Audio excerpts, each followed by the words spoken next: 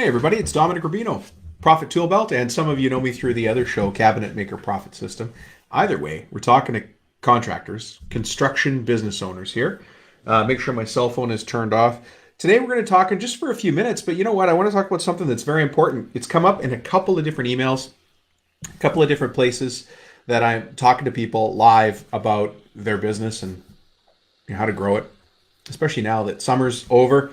We got a nice tan finally. That's good. But summer's coming to an end here. School's going to be back, as it will be in a couple of days here. And I'm just about to come out with a book called Construction Millionaire Secrets. So I've been talking to a lot of other people in the industry, getting some book endorsements before that book goes live. I hope you get a chance to enjoy it when it comes out. It's taken quite a bit of work. I've been talking about writing a book for 20 years. And this one that I've got, I think you'll enjoy it. It's called Construction Millionaire Secrets. When I think back to the secrets, the things that people are surprised about when they find out about as they go on this journey from being a company that's sort of struggling to get by and suddenly starts to get in the groove and starts to get themselves going and starts to see some momentum and then moves into that $1 million range or multi-million-dollar range. What are those changes that get made? And yet, actually, one of the nice pieces of feedback that I got from people is, and because a lot of the people I've asked for book endorsements from are already well into the multi-millions of revenue. They're not still trying to hit their first $1 million number. And almost all of them said, wow, I didn't realize I was doing some of these things. So that's number one, that's pretty nice. And number two, almost all of them have said, wow, you made me think I need to go back and redo some of the things I forgot about that I used to do that we're not doing anymore as a company. So the reason I bring that up is because it's relevant. It's going to be relevant for you now as it is going to be for anybody. It doesn't matter where you are in the stream as you're growing. These are the construction millionaire secrets. And they're only secrets because you know what? They don't teach them in school. None of this stuff gets taught in school. One of the opening lines of the book is this whole book's written in gray hair and wrinkles. You can see some here and here. There's definitely the gray hair. But the book's written in, it's one meeting at a time, one day at a time, 1 week at a time, meeting with other construction business owners behind closed doors, talking about the opportunities and the challenges their business is in right now and where they want to take it. They're fed up with being reactive in the business. They want to be proactive in the business. So they say, hey, Dom, let's sit down and talk. And that's what we talk about. But today, the angle that we're going to take is I'm going to come at this from the time management angle, because time management is actually, it's one of those foundational things. It exists down at this level here. How do we keep the most important things right on top? And one of those very, very important things is time management for business owners. Here's how millionaires run their time differently than people who are struggling to get by. The very first thing is they are very, very proactive with their time.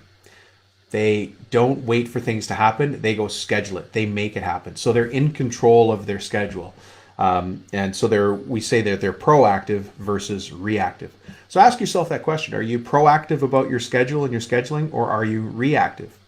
And what I'd like you to do, the challenge, is to go out and be proactive about every single component of your schedule you can. One of the tools that I use for that is super simple.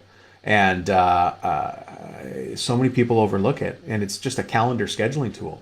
And it allows me to send an email to somebody. And behind that email is my calendar, all of my open spots. And I could push that to somebody and say, hey, choose a time that works best for you. And so now that other person can look at that and they can choose a time that works great for them, for us to have this phone meeting or face-to-face or whatever it might be. And we don't waste a whole bunch of time going back and forth, shooting emails over the place or texting and then WhatsApp. That becomes very, very difficult to manage when you have multiple channels. You've got WhatsApp, Skype, LinkedIn, Facebook Messenger, email, phone, texting. There's probably more that I haven't even talked about, right? So millionaire business owners, multi-millionaire business owners are very specific about how they use time. They manage time. Time is one of the most used tools in their toolbox. We don't take it for granted. We get out there and we use it and we bend it to our will. We make time work for us as opposed to the other way around. And so the only way to do that is be very, very proactive about it. Now, some of you are saying, well, Dom, you don't understand. Everything we do is custom work. We do custom electrical. We do custom HVAC. We do custom kitchens. We do custom, etc. It doesn't matter. You know what? That's not a good answer. Sorry to say it. Everything you do is custom. That's fine. That's just the work product. But what you do as a business, there can be systems and processes put in place, and you can put those systems into your business in a way that suits you as the business owner. So there's a tool we use, and it's called block scheduling. Block scheduling. The reason it's called block scheduling is because you just go print off a week at a glance calendar. You can find them for free on the internet. Just type in week at a glance calendar and it'll type out whatever your work week is. If your work week is Monday to Friday, then just do that. I like to print out the Saturdays and the Sundays because then I can still block in the things I need for my personal time. I'm not working on Saturday and Sundays, but I need to know if I'm taking my kids to different sports and doing family things, so I put it in there. But go ahead and print off a week at a glance calendar. So far, this is free. I'm not talking about you spending money on anything. I'd like you to go print off a week at a glance calendar. And it doesn't matter what the dates are at the top. As a matter of fact, if there's any dates in there, scratch them out. All you care about is that it says Monday, Tuesday, Wednesday, Thursday, Friday, and Saturday and Sunday if you like. And then it should lay out on the left-hand column the time of day. So if you start your day at 7 o'clock, the calendar should start at about 6. And if you finish your day at 6 o'clock, the calendar should end at 7. Whatever time. So you give yourself a little bit of buffer. What you don't want is a calendar that says just Monday and just Tuesday and just Wednesday. That's not enough detail. You want a week at a glance calendar, and then you want that week at a glance calendar to drill down at least to the 1 hour chunk, if not the half-hour chunk. And now we're only talking about getting you to $1 million or a couple million bucks. Once you get to the point where you're running a couple of businesses and you want to get really, really defined with your time, you'll break that down into 15-minute chunks and get yourself really tightly scheduled.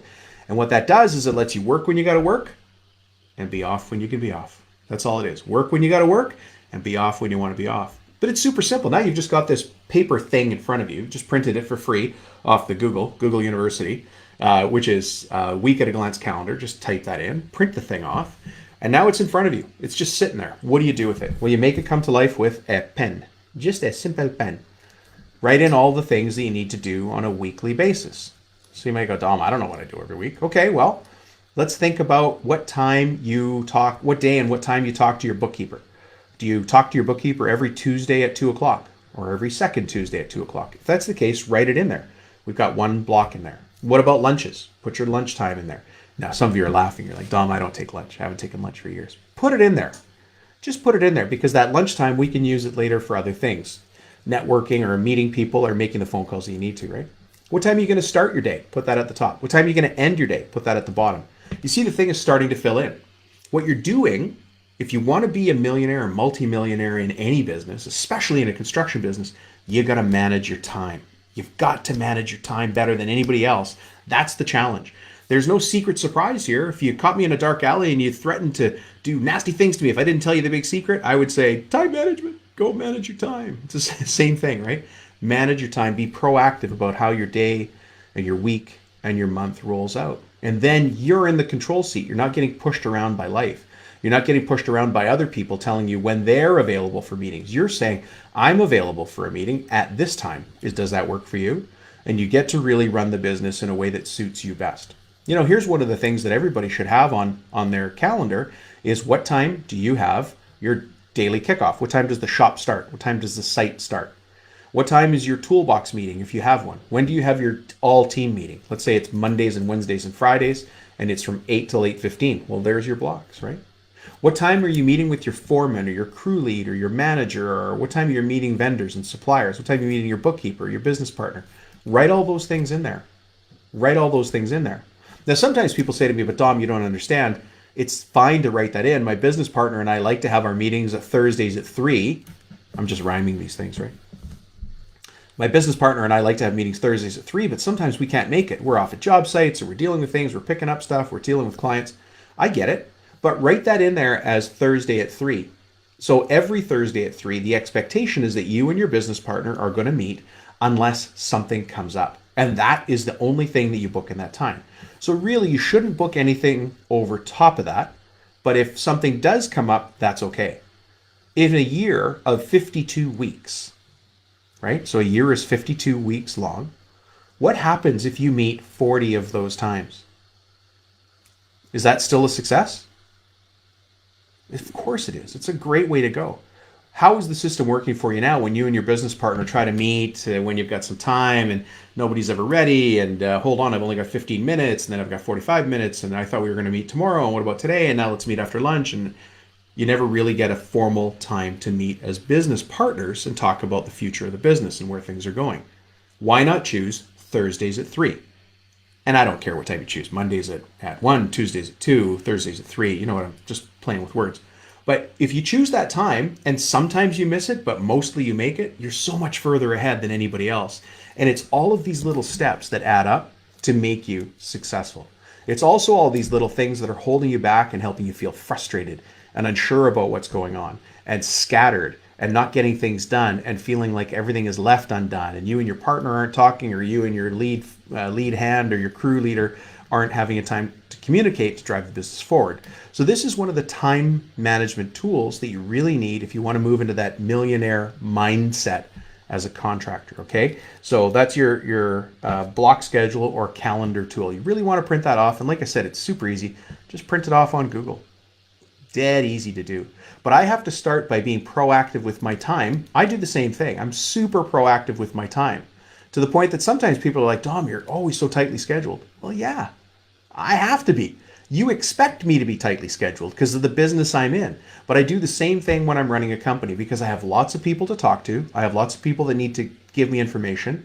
There's lots of people I have to give information back to. And we've got a business to run here. We're not just doing it running around with our chickens with our head cut off. We've got to run it on a schedule. So we run it on purpose or proactively. So that is some time management tips, the $1 million contractor point of view. Listen, that book is going to be coming out soon. Stay tuned here. You're going to hear about it, Construction Millionaire Secrets. I hope you get a chance to read it. I think you're going to really like it. And you're probably going to know some of the people that gave us endorsements in the book. Thanks for checking in, folks. Have a great day, and we'll talk to you soon.